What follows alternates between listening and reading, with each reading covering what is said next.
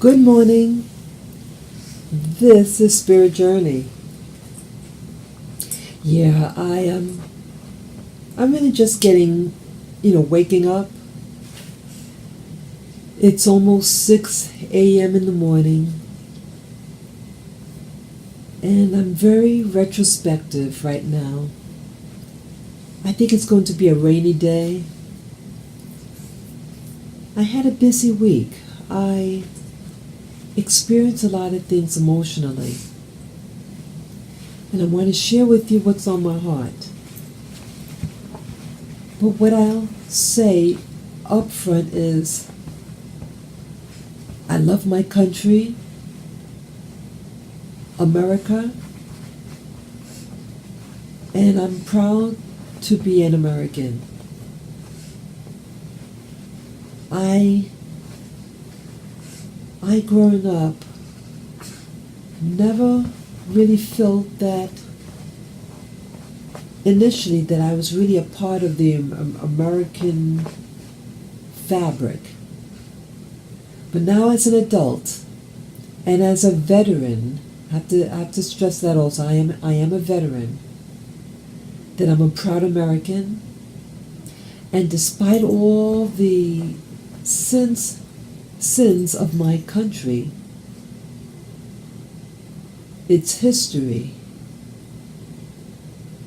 I am still someone that wants to assert that I am an American, and as an American, that you protect your country and you protect the interests of its citizens, its law-abiding citizens, that is.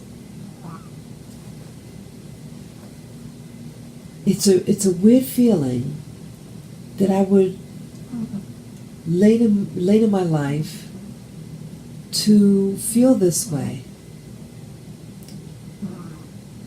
After visiting a family member twice this week,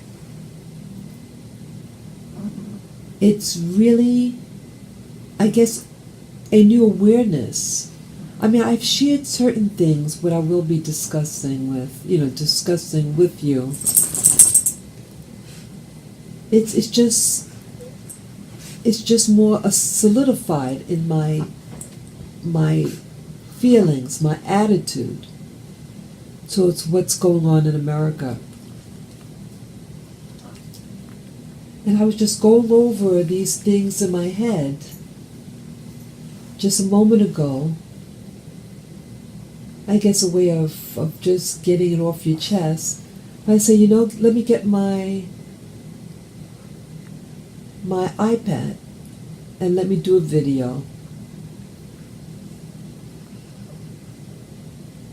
I really love my country, and I'm very sad at where it's going. It was my mother that I visited. My mother's in her upper 80s, and her body is good. She can walk unassisted, but it's, she's not the same anymore. She's losing her memory extremely fast. And I think when you go visit your parents who are seniors, upper seniors, and when you remember how mentally clear they were, and now you see them quickly fading, it really gets you thinking. And I think that's also why I feel the way I do. But I want to share with you my perspective about my country, America, and what I see going on. I was raised, at the age 4, we moved from what you would call the projects And then my family moved into a private house when I was a little over 4.5 years of age. So I don't really remember apartment life in the projects. They call it the projects, but these were affordable housing for Americans. It didn't have the stigma like they have now. These were apartment units that was affordable. It was based on your income. Whether you were rich, middle class, or poor, it was for you. And it's a starter place. You save up your money, and then you graduate from there into your own home. And that was what my family did. And we moved into a neighborhood that was what they call white flight. Whites were moving out, and blacks, whether it be West Indian or blacks from the American South, we all were together. I didn't really know a lot about racism per se, and I've shared many times on my videos about my ethnicity and race that I'm a black girl of mixed ancestry, and that my ancestry comes from the Caribbean. I'm always upfront about that because I don't want to deceive anybody. I want you to know who I am as a person, even though it's not so much what it's just a description, a quick description right off who I am. I identify very strongly being an American. There were white Americans and there were black Americans. And then you see handfuls of other people. Now, when the house my family moved into was a house owned by a white man. He was a doctor. He was married, had a kid, and I think he was older than us, than my parents, yeah. And he was moving out to Long Island to live. And many of the people back then in the 1960s, they moved out to Long Island. And this neighborhood that I lived in was a nice neighborhood when you really look at it. There were nice homes. There were big homes. And the parents, one thing in that neighborhood, I lived in Hollis, Queens. And the section of Hollis that I lived in was the private homes and two-family homes. I lived in a private home. And the house next to us was also a white house. That was a two-family house, but of whites. They were Anglo-Saxons. I think they were like British and, what do you call it? Yeah, British origin. They were nice to us. They were very nice. And the house even next to theirs was a white family. And then across the street there were a handful of white families. Right in that immediate area. These were the last holdouts of the older neighborhood. And this was an older community. These the house that I moved into was built in the 1920s, I think in 1924. And this was a white community back then. So the house would be close to it. It'd be over, it'd be almost 100 years old. I mean, you do the math. Because let's see, the house would be about 94 years old. the neighborhood was stable in the sense that, the families were intact. Even though there were black families and West Indian American families, the parents lived together. The parents were married. They lived together, and they had children. It's very mainstream. Some of us had more money than others. But now I see, the area is changing. And it's really interesting to see that it's changing now rapidly. So from white flight to black and West Indian to now it's turning South Asian and Hispanic. They seem friendly.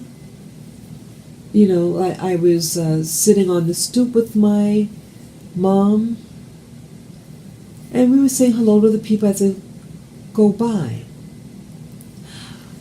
I see that I miss the old-time America, so to speak. I know that sounds very, maybe cheesy, but I mean it. See, in this area, I try to tell my family member, I say, let's sit outside. Let's sit on our stoop. I mean, this is your property, and you're not taking advantage of what you have. You have lawn. Why don't let's use it. Let's sit outside and enjoy the fresh air. We're watching TV all day. Let's go outside. Let's meet people. Let's say, hello. And people do say hello back. And I like that. A lot of the people there, you do have a lot of people from the Black West Indies. And I say it like that for a reason. And when you say good morning, good afternoon, they say hello back. And I miss that. In New York City, Manhattan, it's very intense. The outer boroughs are more laid back and more families. You have relatives. You have communities. But in the city, and when I say the city, I mean Manhattan. That people just work there, but their homes are somewhere else. And so that sense of community isn't there. And so when I was there in Queens twice this week, so I was in the outer boroughs, and it's more community oriented because you have families that actually live there, and they just walk into their homes from the bus, And it made me feel like I come from something, from a place, and now I do love the city, Manhattan, but sometimes I miss that, what they might call that middle America feel, where people sort of knew each other by face, and you say good morning. I miss that. Even though, and I've shared this many times, that I went to a public school that was very intense. It had a lot of fighting. I really didn't know about race and racism. I didn't understand what that was. It was a predominantly black school. And out of the whole school that I knew of, you had 2 Hispanics. They were new in classroom. They came later on in the semester. But outside of that, people had a very strong, it was a black classroom, a black school. Most of the teachers were white.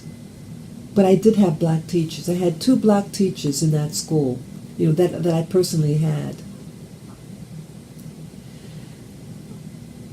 And I see that back then the students were troubled. Many of the students were troubled, even though it was in a heavily black neighborhood. Like I lived in the border between Hollis and St. Albans. Now, St. Albans, historically, since the 1950s, was an upper class and middle class black neighborhood. You had American blacks, you had West Indian blacks. But it had essential black identity. Parents lived together. They're both parent household and the children. But it was a lot of racism back then. I speculate that these families had to now, because there were a lot of immigrants from the Black West Indies. And they had to deal with racism and how to deal with what's happening on their jobs. And then you come home and try to make a family, try to have some sense of community or stability. And this is during the late 60s and 70s. And you had a lot of violence in the school. It had a lot of violence. And I see that the kids were trying to cope, and unfortunately their coping mechanisms were fighting. You didn't have, again, this is elementary school, so this is the 6th grade and under. 7th grade was ethnically very mixed and racially very mixed. I mean, I had a kindergarten, but again, in kindergarten, I didn't know anything about anything. I didn't know about race. It was integrated. I remember black kids and white kids in kindergarten and nursery school. But it was my awakening, my becoming aware of racial differences started in the 7th grade when I went into this new school. It was IS 238.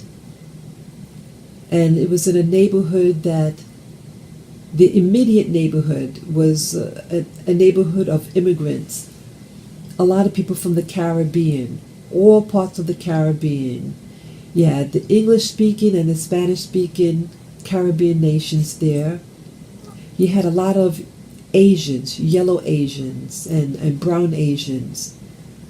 We all seemed to get along, basically. It was that immediate area I liked very much. I always felt safe walking in that immediate area. And then outside of those areas, north of there was predominantly all white and Jewish. And you did have a lot of Greek also back then. And then south was all black and Black West Indians. And so I lived south in the Black West Indian area. But the classroom there in the junior high school was very intense. I was in a classroom that had, back then, the people who acted out were the American black women, and especially, and you had some of the black American men there. So elementary school and junior high school was very intense. And that's where my distortion about race and identity really got distorted and emotionally messed up for me. I was getting confused about who I was and where I fit in this black and white spectrum. And in that confusion and not really understanding who I am, that I shunned away from things that were violent. I was a very timid child. And I thought that the other, racially other, so that included whites, Hispanics, Asians, whether light or dark, some of the West Indian population, were people who I thought embraced me. We got along. They were never, they never said or did anything, against my race. At least publicly. And so it gave me a full sense of security that these were people that were my friends, that I was a part of socially. But this week and all my experiences that I've been experiencing since I relocated back to New York City 15 years ago, it was right before the World Trade Center attack, when they got destroyed. And all these memories that I had as a youth, and fear of American blacks. But I feel I understand their dilemma, and that much more love and respect for the black of America. I appreciate the blacks who sacrificed for my comfort.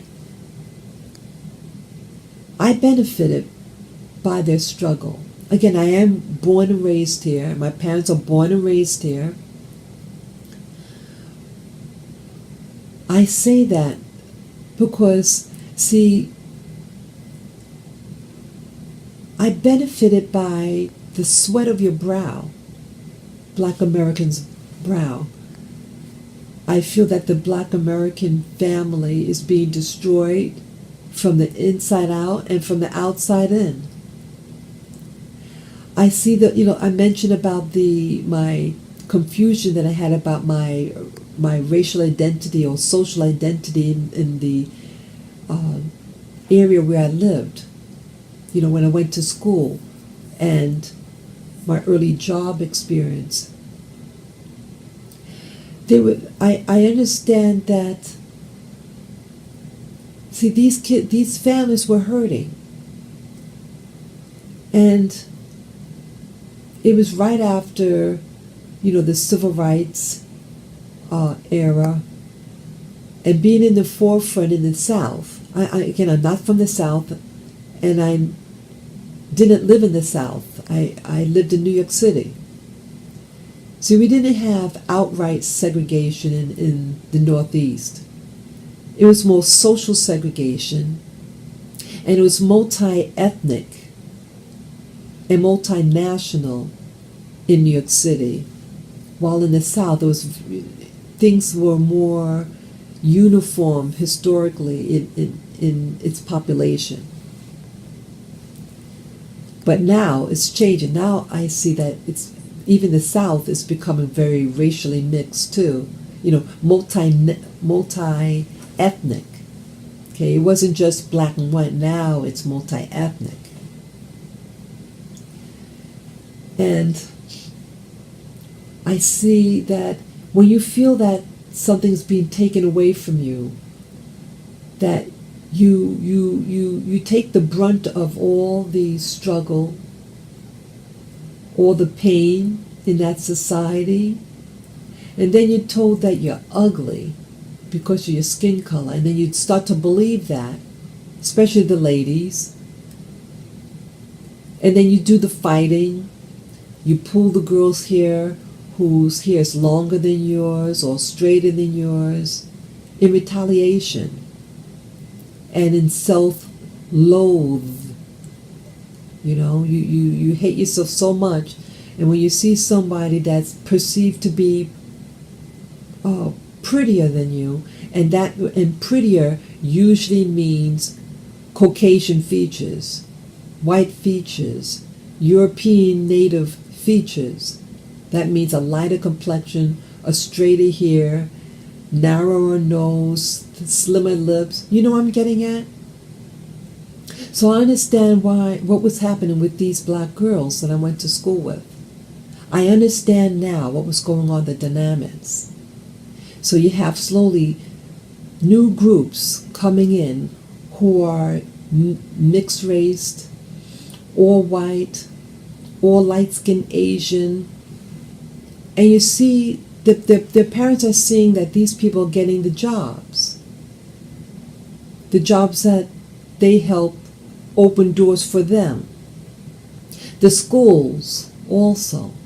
Now the schools are integrated in New York City because of the works of the people or predecessors of the South made this possible. So now you have this integration and equal access, or supposedly equal access to education and the job market. Now you did all the sacrifice. Your leaders were exterminated, and then now all these new groups from all over the world come to your community, open up businesses in your community, and then poo-poo on you. Say especially people from the Americas. They're usually lighter skinned people, the ones I'm talking about. And then you notice, like you're in the classroom, you think you're all friends. And then you notice that they don't want you in their house. Maybe initially that you went over their house to play. And then you notice that you're not welcome there anymore. And then you notice that all the other kids are in the advanced classes, but you're not. You're in the remedial classes. And everybody's fighting. And then you don't have access to those other schools, or those, because they have you in the remedial classes. Look at that. Remember that, folks? Remember when you went to school? Who was in those remedial classes? Were those new immigrants in those remedial classes? No, they weren't. There were American blacks that were primarily in those remedial classes, and some Hispanics.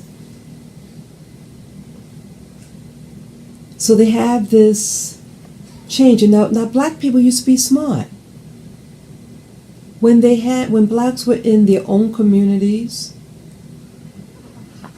and were segregated, you still learned. You might have been poor, but you learned. You learned how to read, write. You knew math.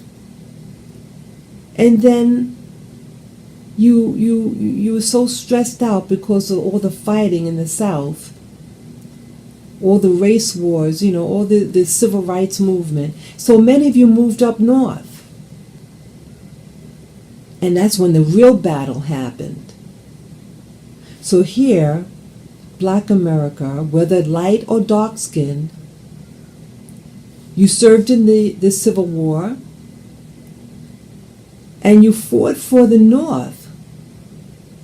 And then you moved to the North, and then you're vilified. And then they bring in immigrants after World War II. So here, you were hoping to be a part of the American mainstream, to get a house, and then they didn't set up communities for you. But they set up communities for white families, primarily. They were able to have a brand new house, brand new, just built right after the World War II. You set up in the communities, the school system. It was nice. But for the black who fought in the Civil War and World War II, they didn't have housing for you, private houses. They weren't communities made for you in mind. but they set up apartment units to keep you crushed in together. And then inadequate schools. And then you now have to compete with all these new ethnic groups. And then you have people from other parts of the Americas. And your children play with these people from the other parts of the Americas. But then again, as I mentioned, they don't really treat you the same way as their own. And you're all minority, right? You're all minority. But you start seeing how they're treating you. And let's say social functions. You get excluded from weddings. You used to be friends and you're not any of the bridesmaids or maid of honor. You're not in it. And you see now there's a wall. And then a slap in the face.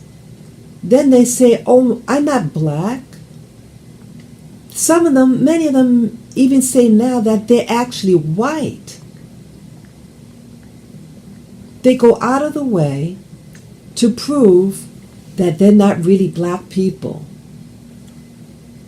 Even though they got black features, but they're just light skin.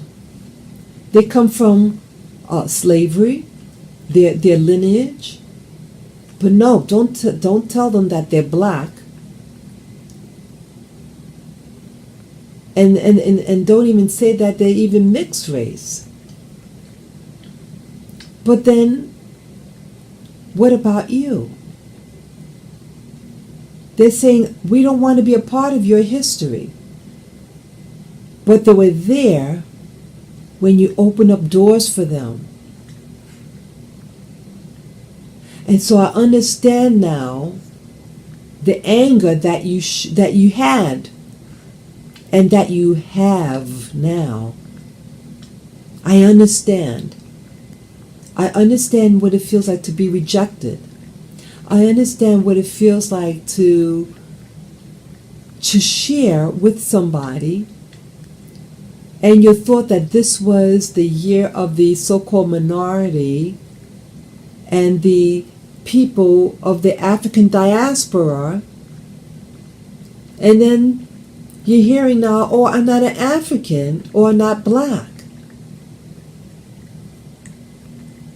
And then they're turning their back on you.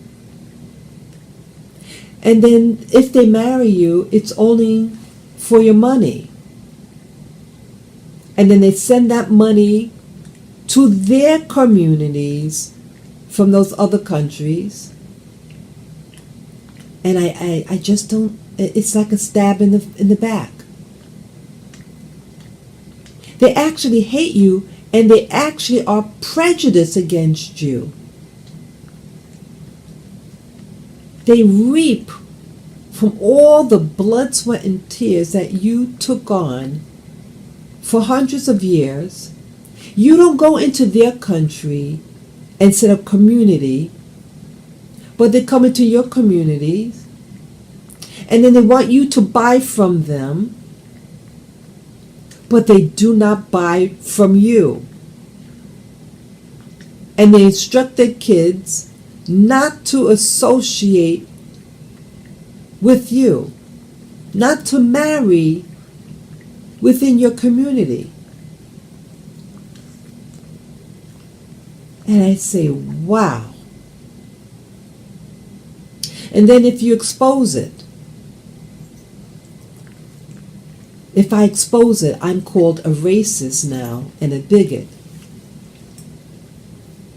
I did a video this week when I was out on the triangle, the little triangle park, and I showed the video of the bus stop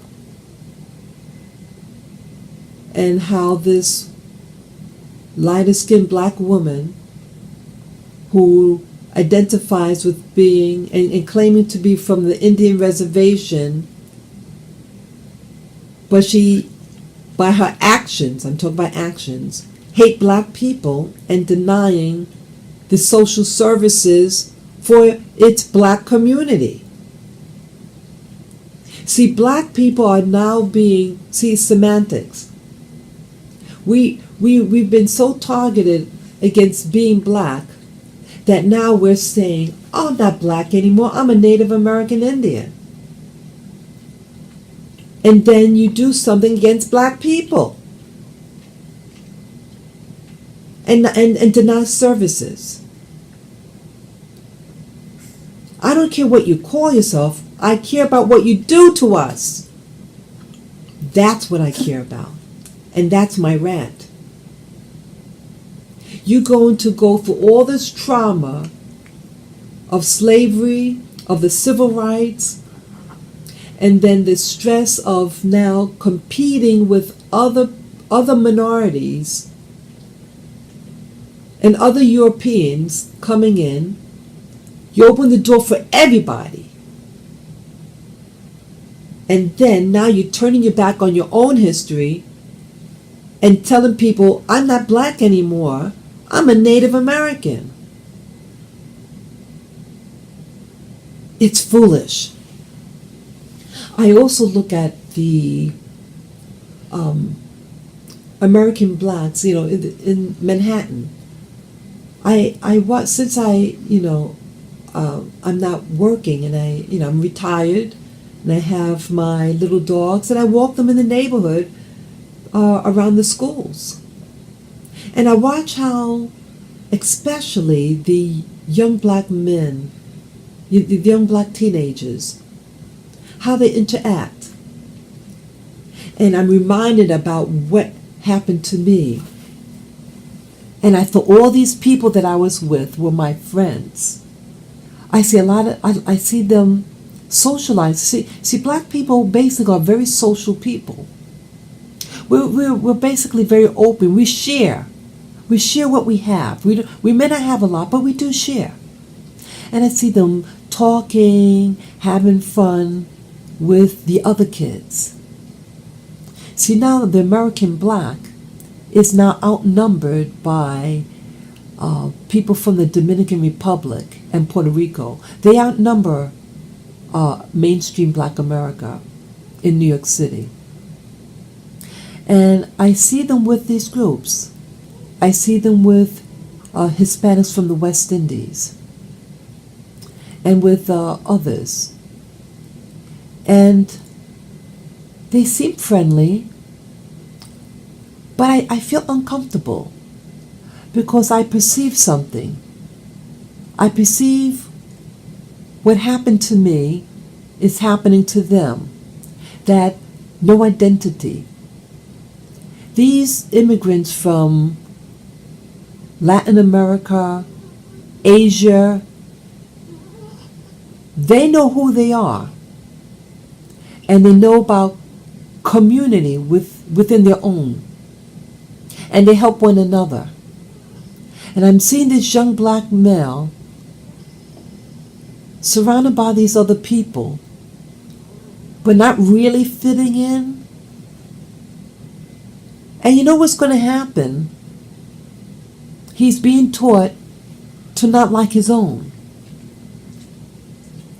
That not to support his own. He's being taught to be interested sexually in other races, other women, and not to appreciate the woman from his own group.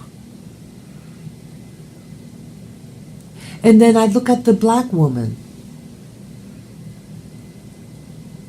and I see they look angry usually. And that now the older black women, older teens, they wear a lot of them wear their hair in these long hair weaves.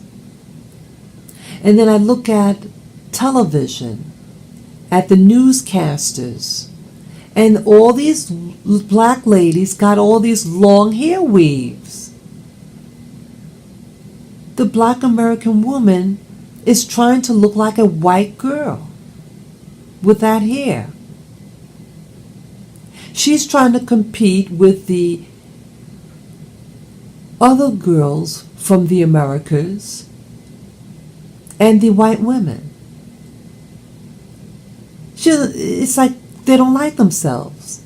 I mean, yes, in New York City you also have the girls that wear the natural hair out, or the, what you call, dreadlocks. I mean, that's popular too.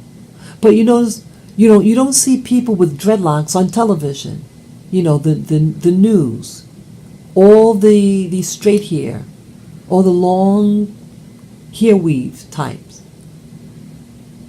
I haven't seen on the media natural hair.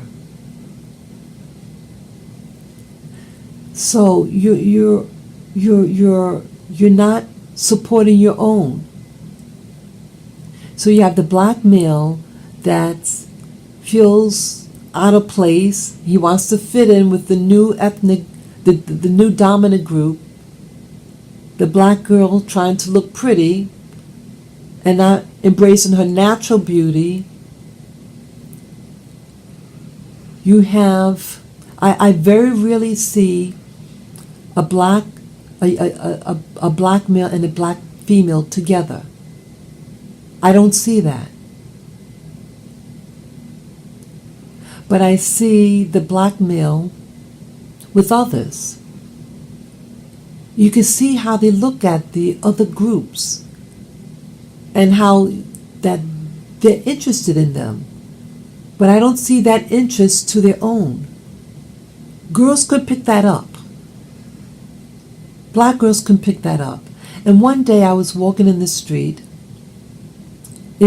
School must have just closed for the day. And they go into like a pizza place to get something quick to eat before they go home. This was a black group. It had, I think, 2 or 3 black guys, young black guys, and 1 black girl. And it was something with the word white. And the black girl said something and said, "Yeah, we know you like the white girls," something like that. She was making fun of she used the opportunity when the word white, they weren't talking about white people, but the word white came out, and the black girl used that as an in to tease the guy, her friend, about his interest in white girls.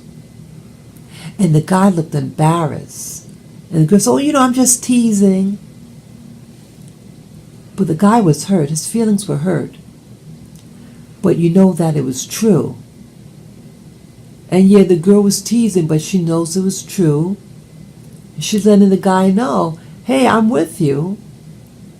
And I know you don't want me as a mate. You want those other girls. So that's what's happening now in New York City. That the guys now are being enticed with the other. And then the black girl's left with nothing. Now, once in a blue moon, you see a black girl with somebody outside of her group. But it's so rare. Black women have their black kids with black men. But once in a while, you may see her, and it's usually an older person. Like I saw someone, they could be in their 70s. It was a black and white couple.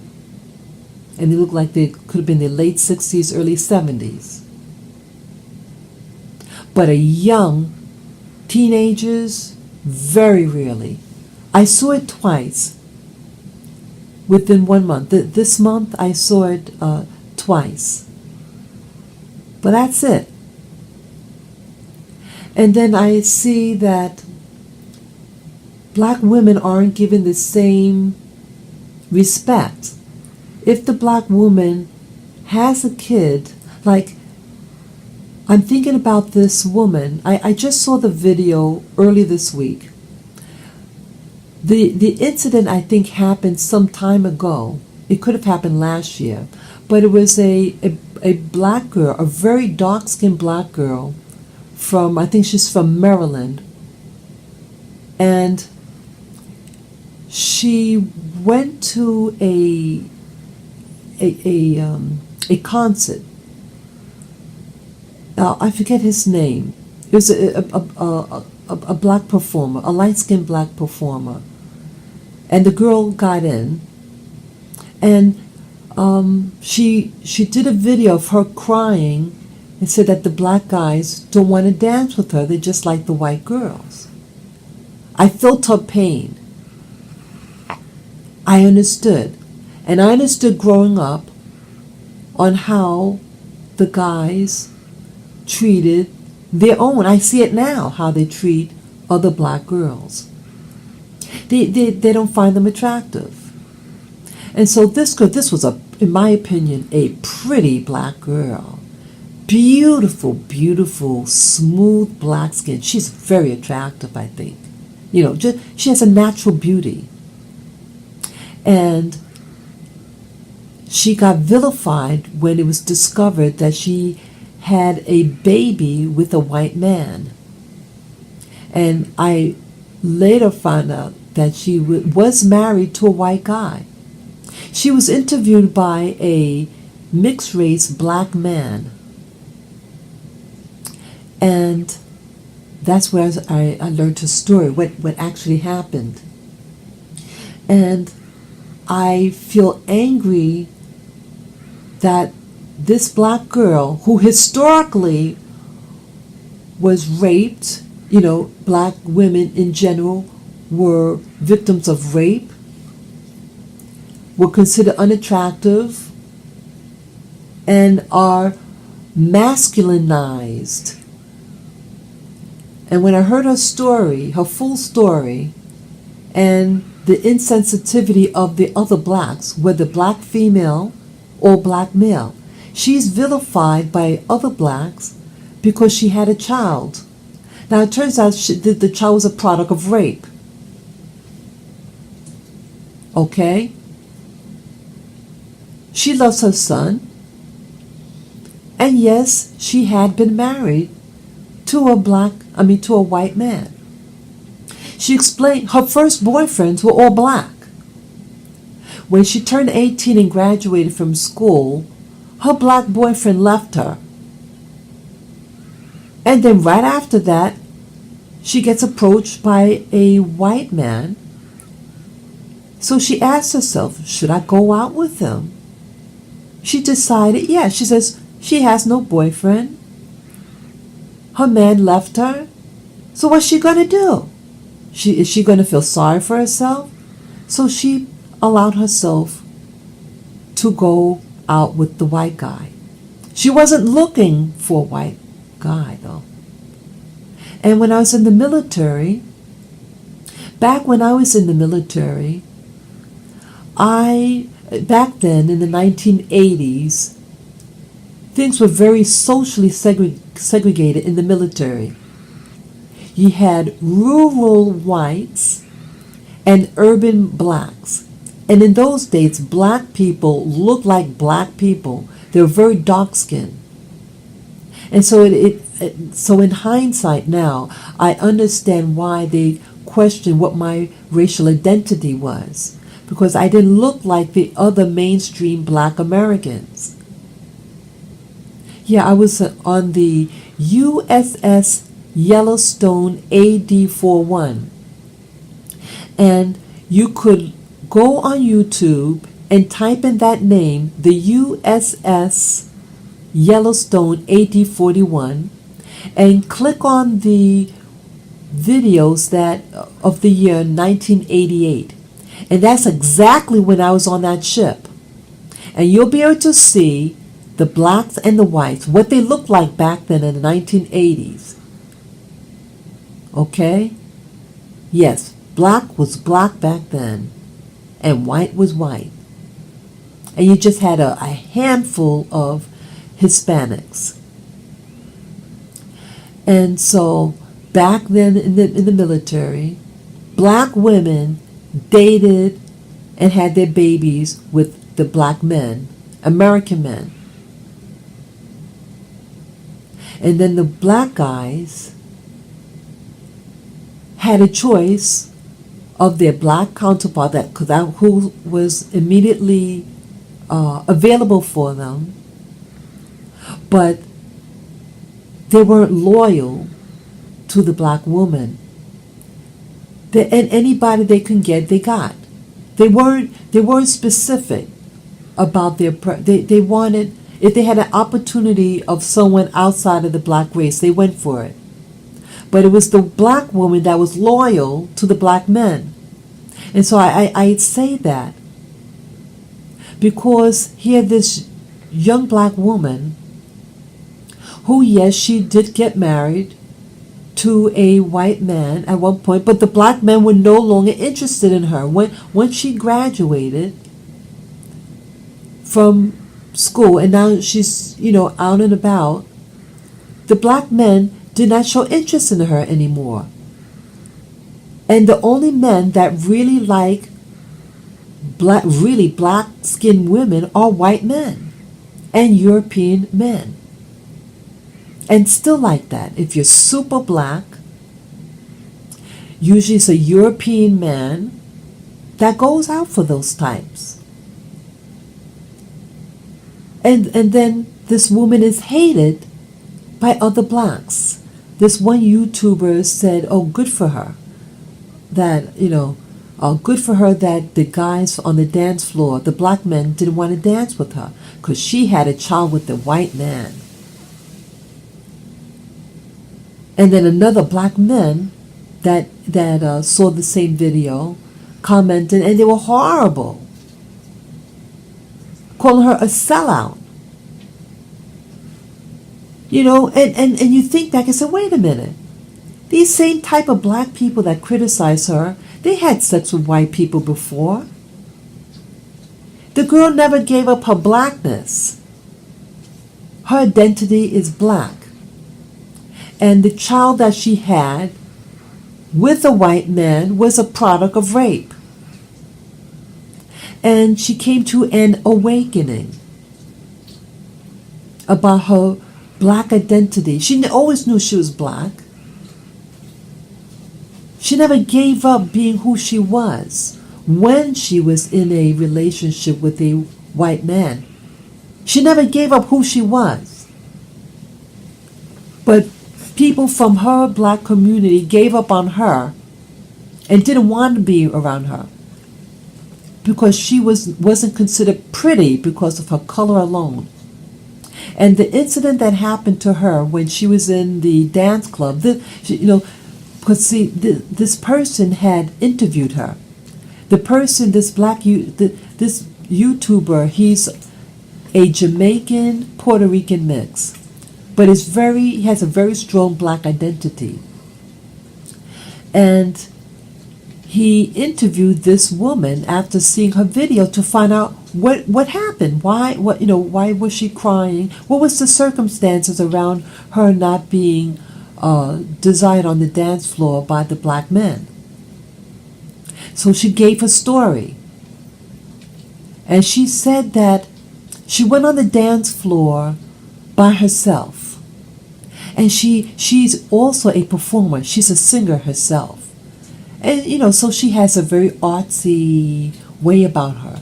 She's in the arts. She likes to dance. And she was just in the moment. And she went on the dance floor by herself to just celebrate life. And then all of a sudden, she's surrounded by admirers. And then they dance with her. They encircled her and danced with her. In joy and celebration of life. And then she sees the black men, and so she she danced over for the black men to join her in her happiness. And then they turned her back on her.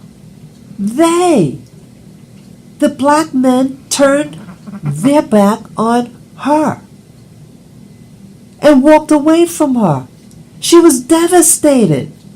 She wasn't dancing with the white men and the Asian men. They came to her and surrounded her beauty, her natural beauty. They were attracted to her loving herself. And when she went to celebrate with her black community that she never forgotten, they turned their back on her. I was devastated when I heard her story. Simply devastated for her. And then she shared how she got her kid. What happened? But the blacks were very, criminal to her. We're not nice to each other. That's why I'm sharing this story. We're not nice to the black woman, especially the dark-skinned black women. And so when that happened to her, she went outside and then she did her video. She was crying. She was devastated. And then she started examining her life and how she really loves her blackness and the black community. Yes, she has a kid.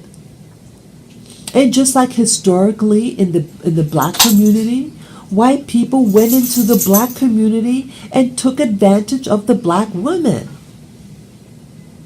Whether it be in the West Indies, whether it be in it happened. But she never forgot who she was. She was just a black woman that had a mixed race kid. So I share this because I want you to wake up, black people. That stop hurting yourself. And start supporting yourself because, see, you can call yourself Native American, Indian. You can run after the new imports from these other countries, but they're not supporting you. They're not including you in their inner circle. They're not hiring you. But the old system, whites did hire us. We knew our place, but they did hire us. And we had our community. But now you want to separate from your community and call yourself something else. You want to marry everybody else but your own. And then if a black woman so happened to marry someone outside of her own, she's vilified. When the mass majority of the time, it is the black male who marries outside of his own. If it's between black women and black women and black men, who on the average marries outside of his own? It's the black man. But this video is not about being anti-black male. Not at all. It's about support of the black male and understanding these social dynamics and that you're being taught to not like your own and to not support your own. So I'm saying, hey, people are watching what you're doing. People are watching how you treat your own kind. You're losing money. You're not opening up your own businesses anymore. In my mother's day, my mother talked to me about, my mother was born in Harlem. And you had black people who had money. And they had their own businesses, some of them. But now I don't see any American blacks with their own business. Very seldom here. But we're not supporting our own. We're supporting other people's businesses. The same people that don't want to really associate with you. Who don't really want to, they don't want you in their inner circle. But they want your dollars. Okay? You have to start waking up and start teaching your children when they go to school to seek their own. That these other people that your child is associating with, is going to forget them and leave them behind. You have one segment of the population in New York City, they're going into all the Ivy League schools. They're not going into the military. They're getting jobs. They're going to higher education and being paid top dollars. You see them in these high-rise fancy buildings. You don't see black people.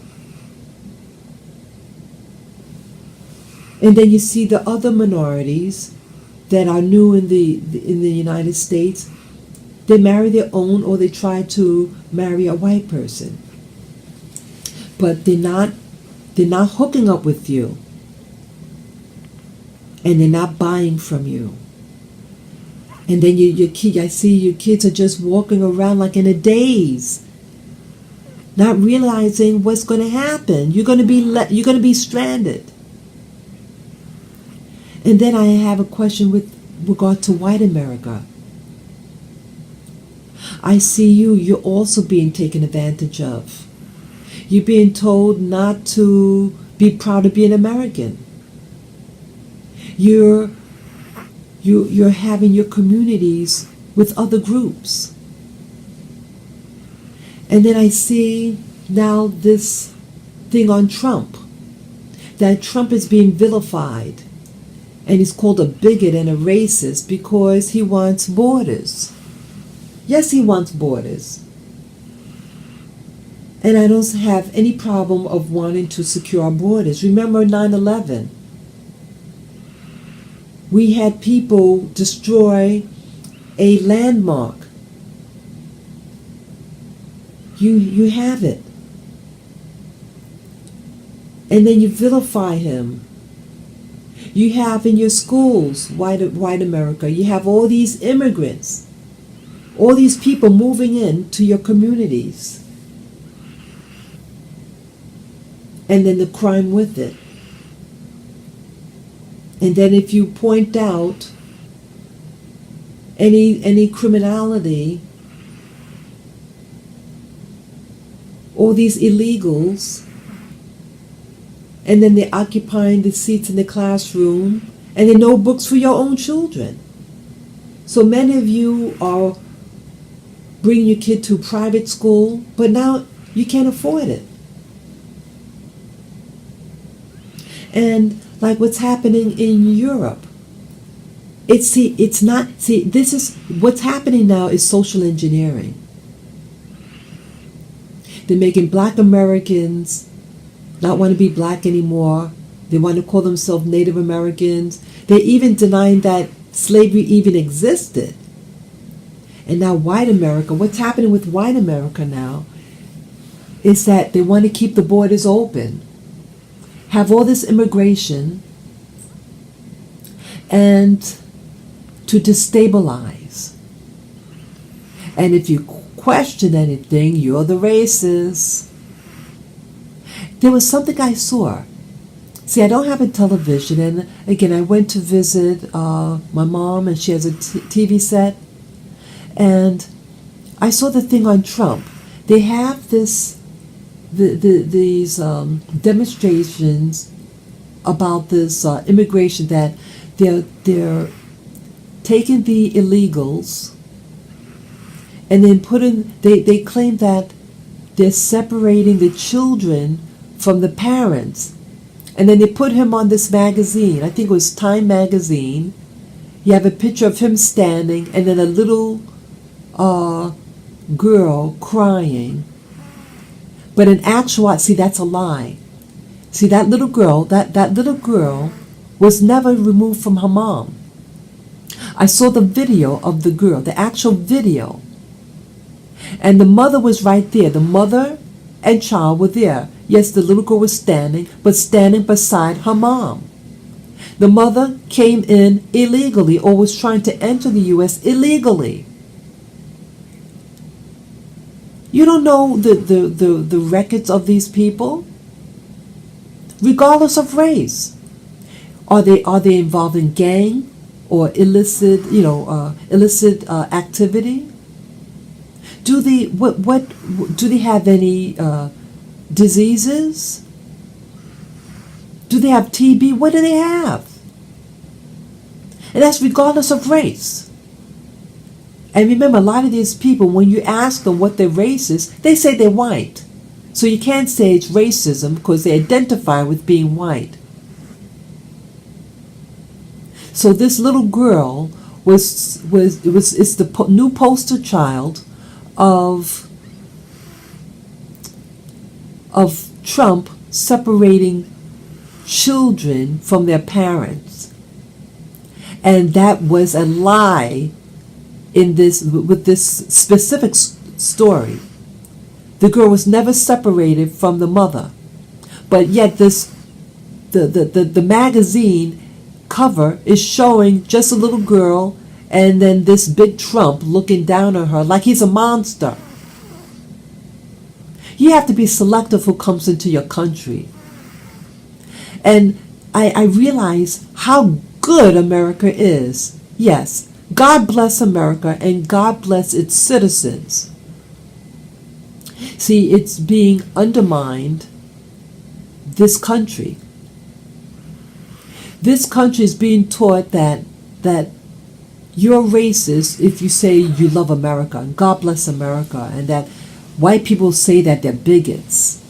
Why is it okay to be any other nationality and say that you're proud to be that nationality, but you're prejudiced if you say you're a proud American?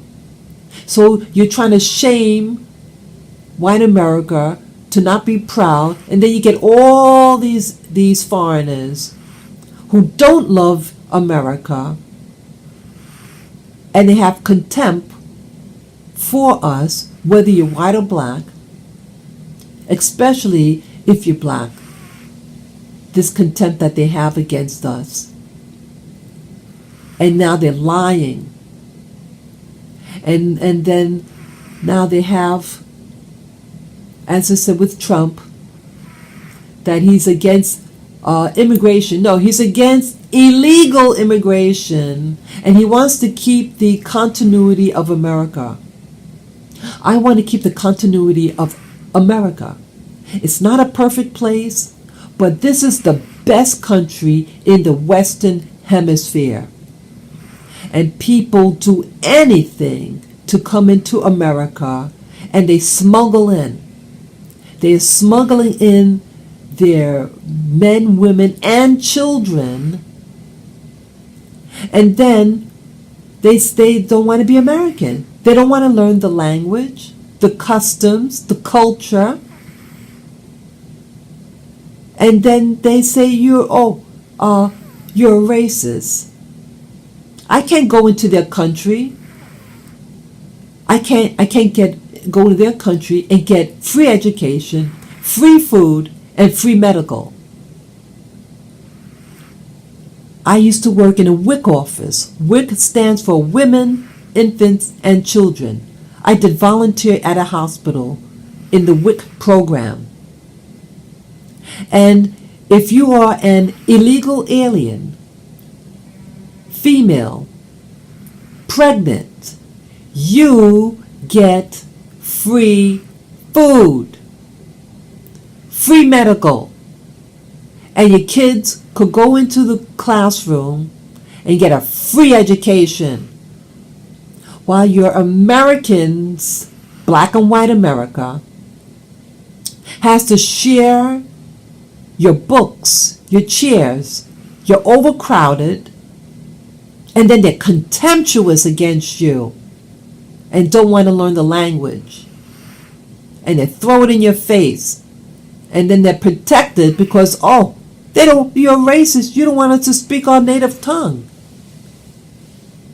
Be American, learn the language. That's all my concern is. Learn the language and the customs and respect who's feeding you. And now they're twisting it around against white America. It's something. I can't believe that I feel this way. I mean,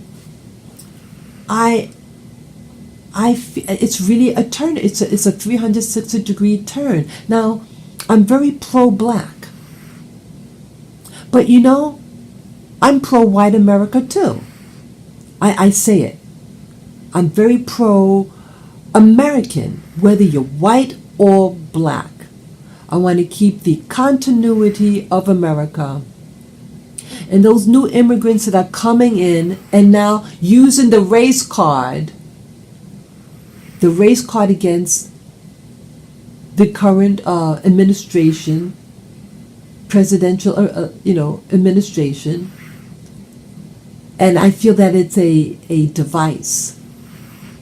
You want to keep the borders open to destabilize the United States, so to make it that no one knows what they are as a national identity.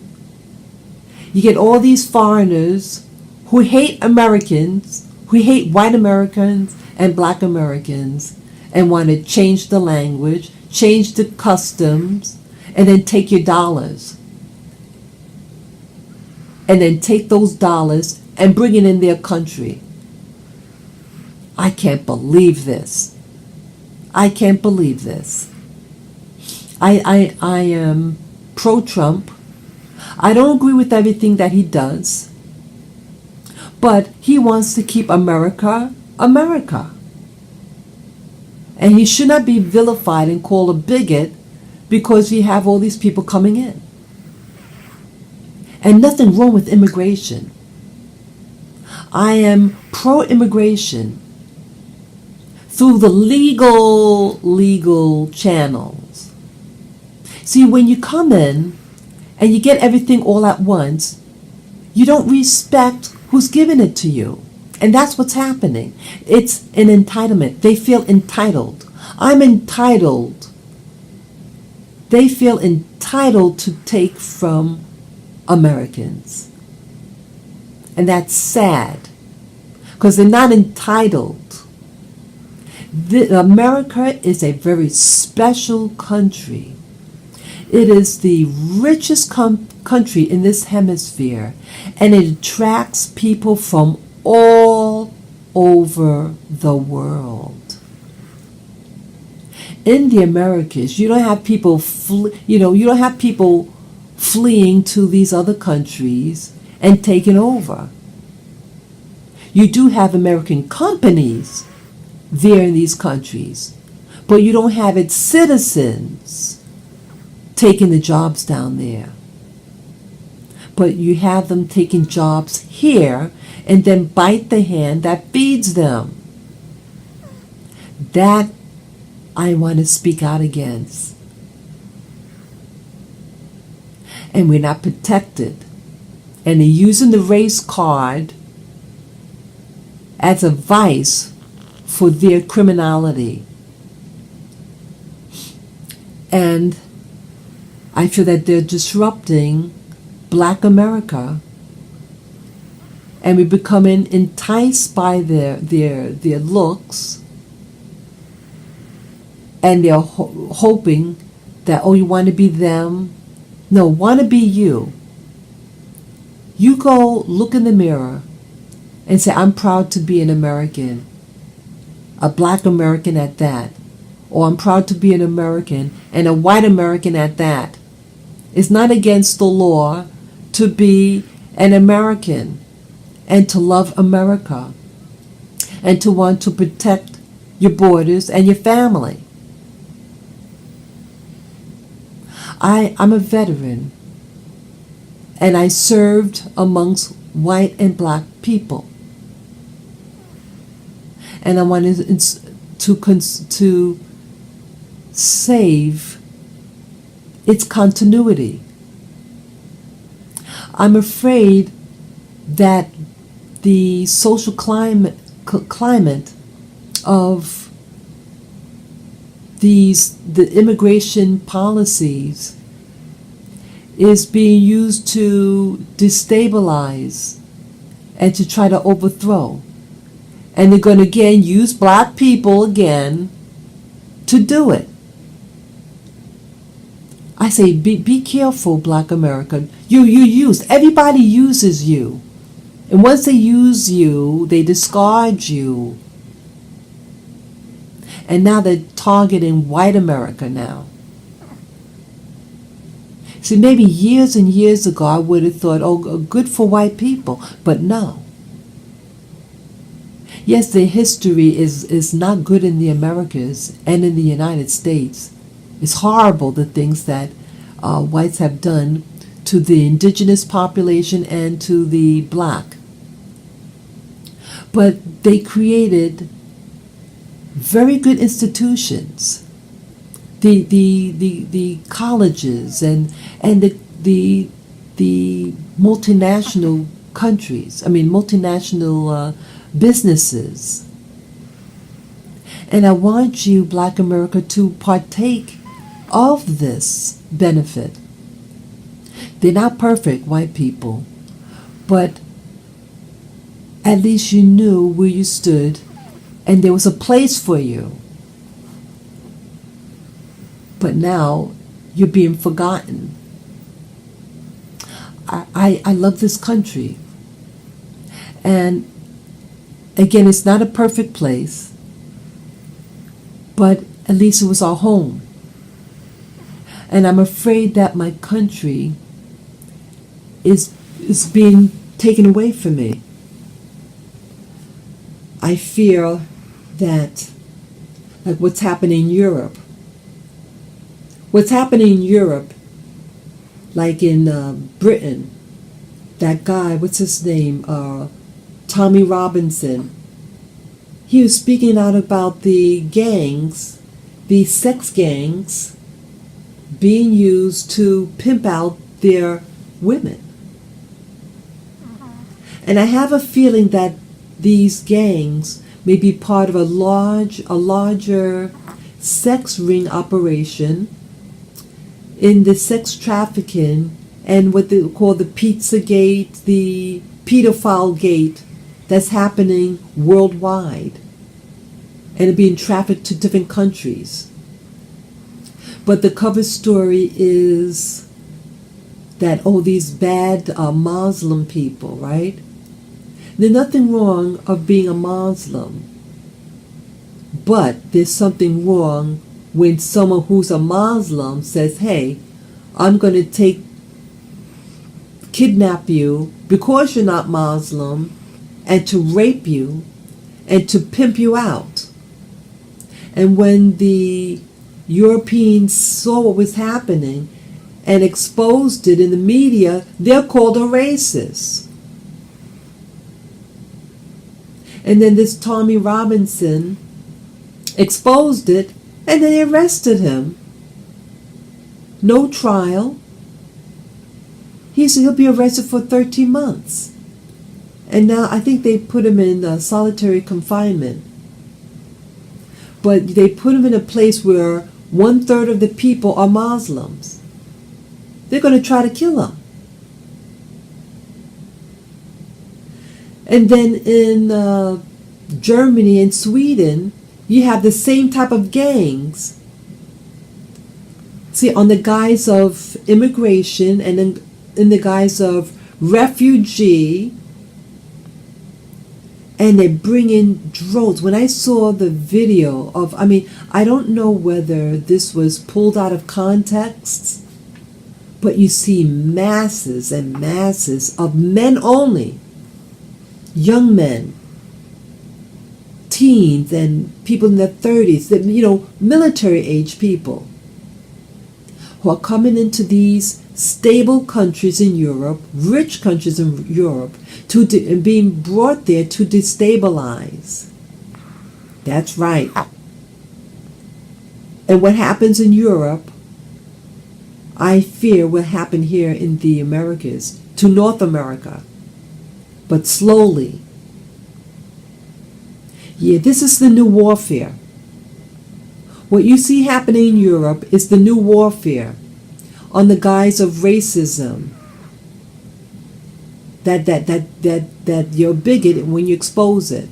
See, they're bringing in these people, and they're going to be used to destabilize and to sexually assault women. See, when you rape a country, that is a weapon and it's a weapon against their men. The men that, like the white women there, it's a way of getting to the white man. You rape their women.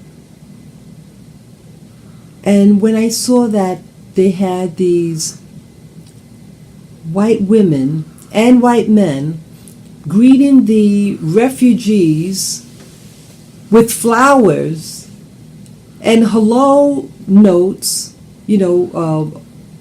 signs, and then they turn around and then they rape these people, the women and the children.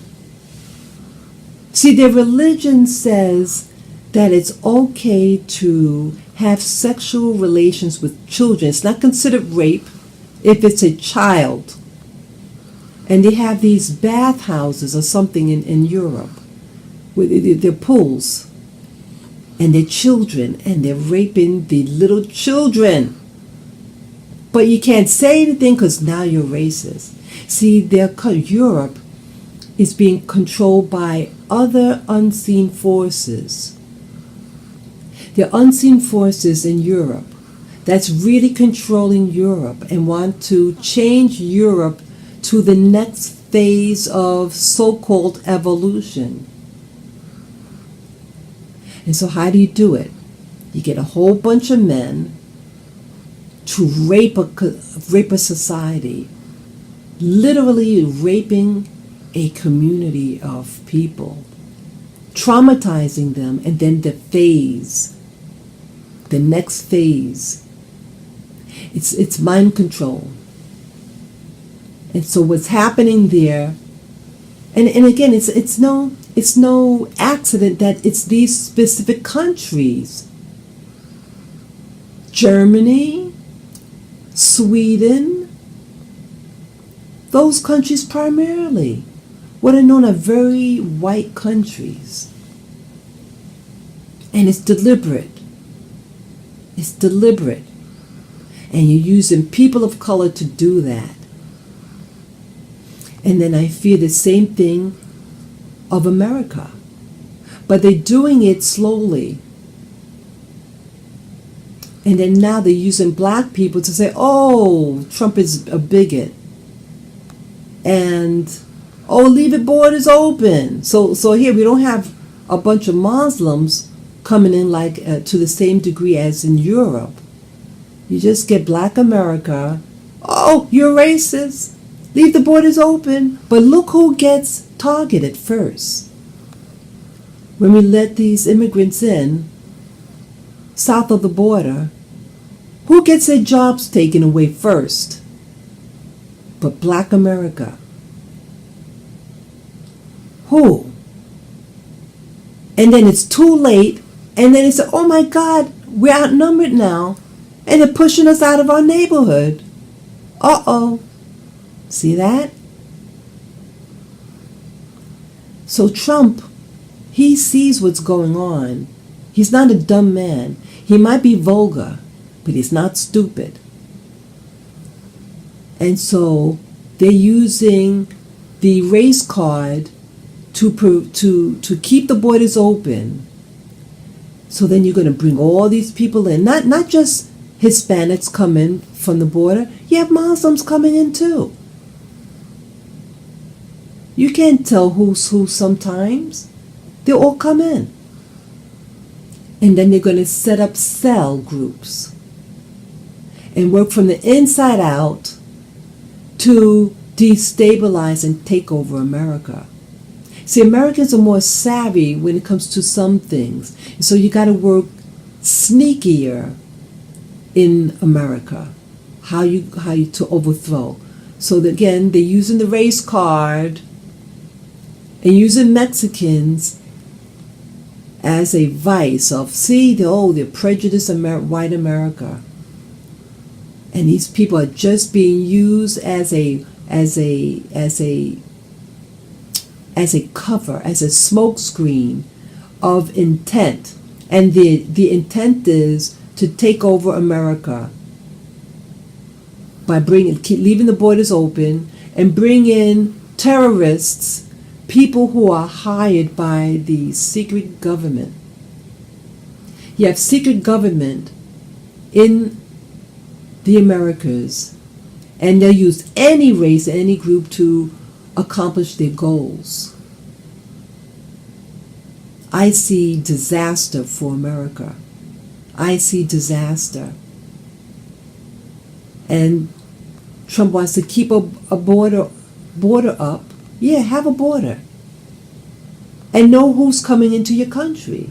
And have them assimilate. Have them learn the language. Have them have to get citizenship. And learn American history. But that's not happening. That's not happening. And now they're also adding in the race. The sexual identity. You have a boy who wants to be a girl wants to be a boy.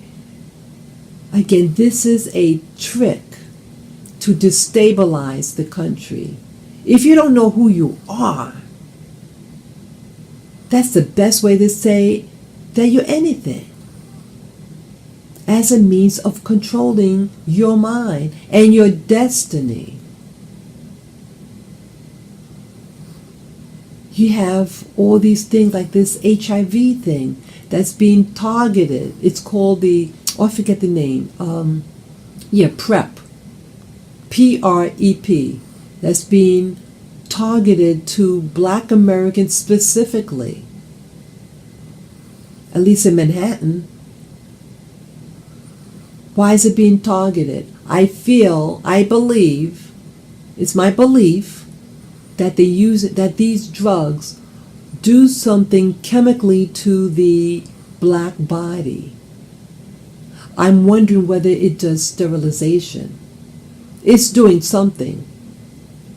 They're not pushing it on to whites, but Blacks specifically. Even though where I live, that it's not a high Black population. It's a whole bunch of others. So why are you only targeting Black people? And I discussed this in past videos.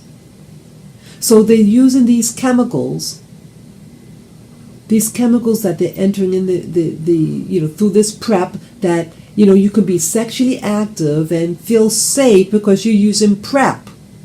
Don't believe it. Start worshiping your bodies. Your temple your body is a temple. You need to respect it. When you have unnatural things being done to your body, it disrupts its natural life vibrancy. Don't trust those drugs. Live a clean life. Eat clean food. Take care of your bodies, whether you're male or female. Really look in the mirror every day and say, I love my body and I'm going to be good to it. But they're trying to confuse you and your identity. And so they're cutting into the Black community through confusion, and the Black men think now they're girls. So they don't think their own Black women are attractive. And then they're trying to become Black girls, the guys. And now I also see the girls acting like boys. This is social engineering. Big time. And the U.S. is allowing immigration from these other countries, Muslim countries. And they're getting very good jobs in New York City. And so who's having all these jobs, these good jobs? But people other than Black America. And even the whites are being pushed out of these jobs. See, now it's the age of the other. So they destabilizing white and Black America. So I am encouraging whites and Black Americans to join forces, to unite as one nation. It's okay to be white and it's okay to be black. But know who your enemy is. Your enemy is anybody who's trying to destabilize you as a nation and its identity. And using the borders and using children from these other countries, from the Americans who want to come in. And then putting false advertisement on the magazine covers saying that he's separating families. Now, I don't agree with taking children away from their parents. You keep them together, but you deport them. That's what you do. You deport both of them. And I'm going to say this. Shame on those foreigners who come in with their children and jeopardize the life of those little kids. Bringing them in the river and all these, the desert to come in. And they're jeopardizing the life of their own kids. And then they get angry when they're put into custody.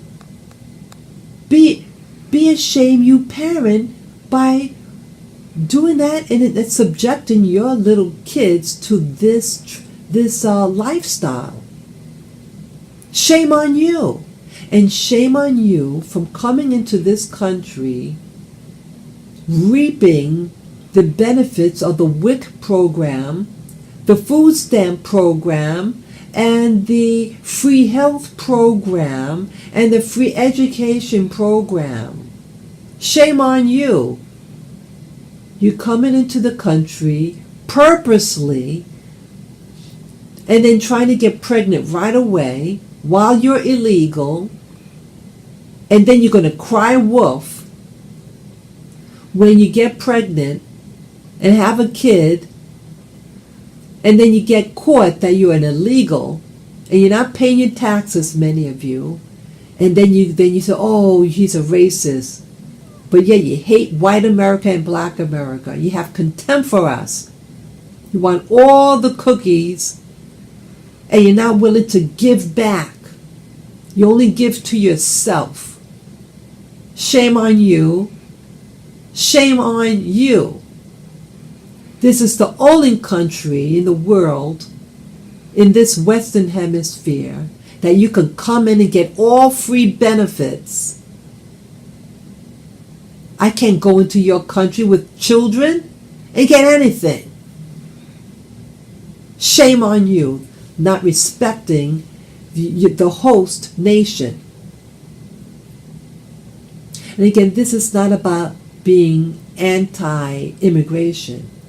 This is about people who lie to get in and then bite the hand that feeds them.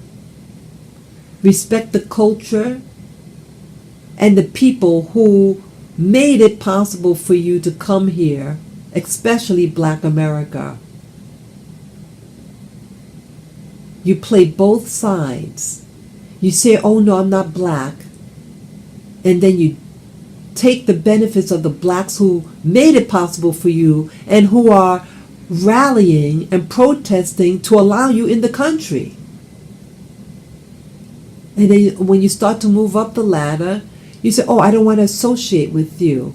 Or I'm not of your race or your kind. Or I consider myself such and such race. Wow, that is something else. They do so much for you, and then you stab us in the back.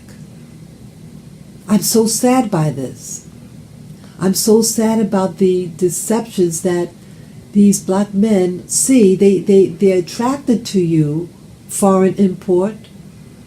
You make them think that they're wanted, and once you get what you want from them, then you leave them stranded.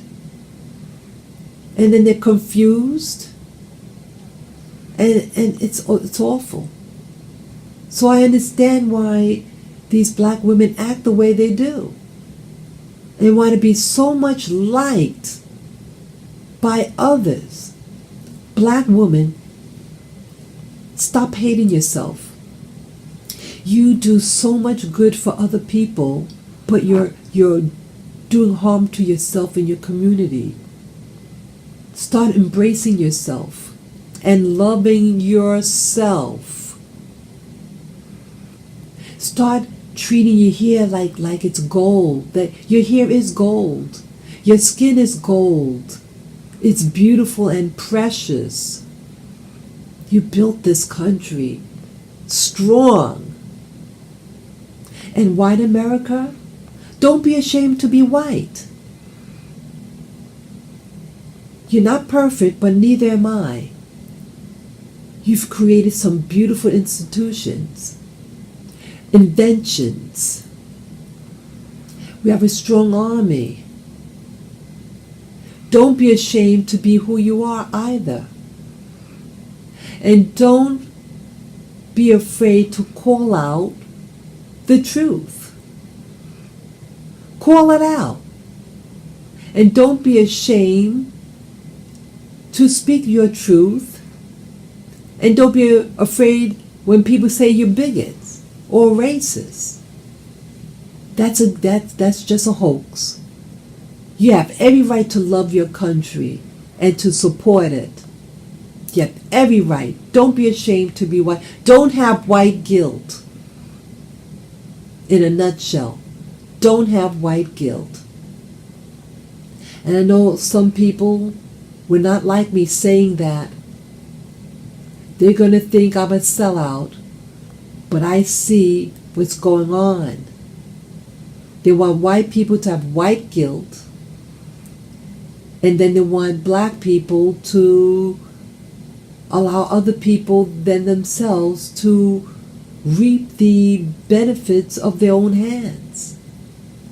You have the right to the fruits of your labor, black America and white America. You own nothing to anybody.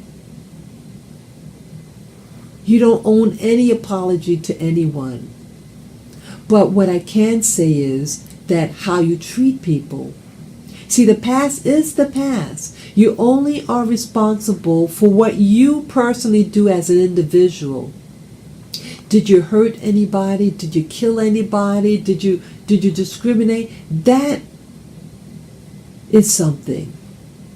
But just to be what you are, you have no apology. There's no need to apologize. You are who you are. But treat people with respect and honestly. Do good job. See, now in America, people aren't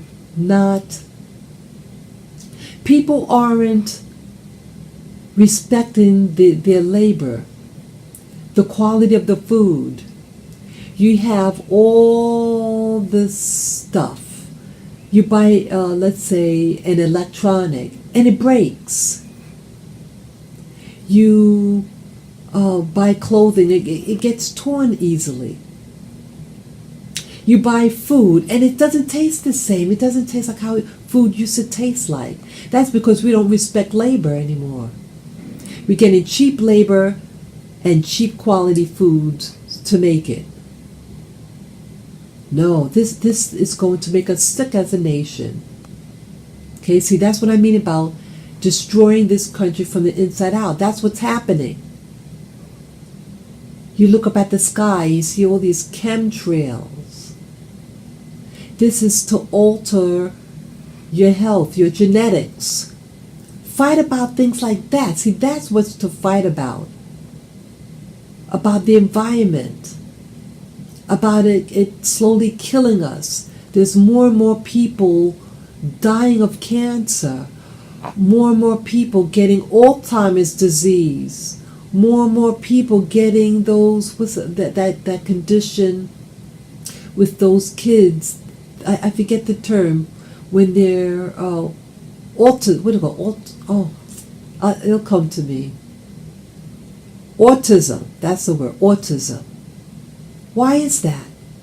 They're getting autism. See, these are the things that we need to come together about as a nation, because it's affecting both white and black America. And now they're using other ethnic groups to destroy us as a nation.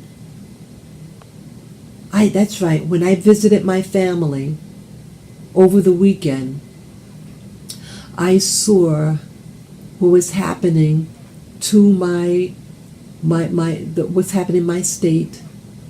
I remember all the things that happened as I was a child. Despite all the imperfections that it had, it was still America, and it had ethics. We're losing ethics. Come on, we can do it.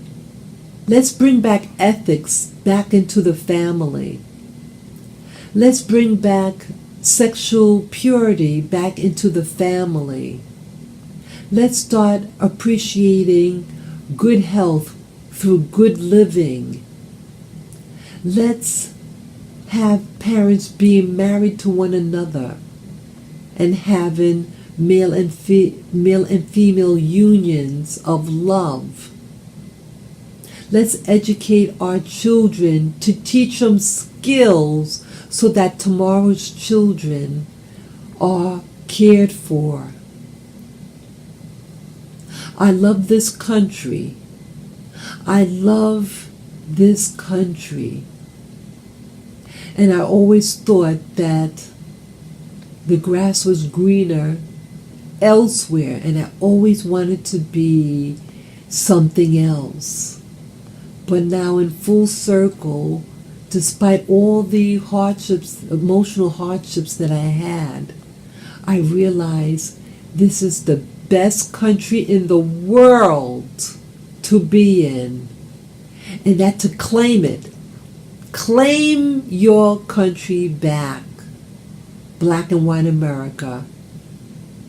Claim it back. Don't have white or black guilt. Claim it. It's yours. You build it. God bless America. And those people who don't like the word God, Creator bless America. This is the best country in the world. And this is the only country that you can do the things that you can do. I can go to Saudi Arabia to live the lifestyle that I have now. I can't move to Africa to have the lifestyle that I have now. I can't do that. I can't do this in Asia. I can only do it in God bless America. This is my home that I served in the military. And I love this country. And I respect all its citizens, regardless of race or religion. This video is not about being anti any race or religion or nationality. It's about appreciating who I am as a nation and to live in dignity and quality of life and respecting its citizens and respecting its borders. God bless America. I thank you for listening to me. And this video, again, is not to offend anybody, but a wake-up call for those Americans and its traditional culture that I want to uphold. I am a proud American, and I love speaking English, and I welcome those of different languages, but to learn English. Respect the country that you live in. Respect the laws and all within it. We are all welcome to come and visit this beautiful place, but let's keep its continuity of its greatness by respecting its flag and its citizens. Again, God bless America and all its beautiful citizens of races, religions, and the like. Take care, guys. I love you all. Bye-bye.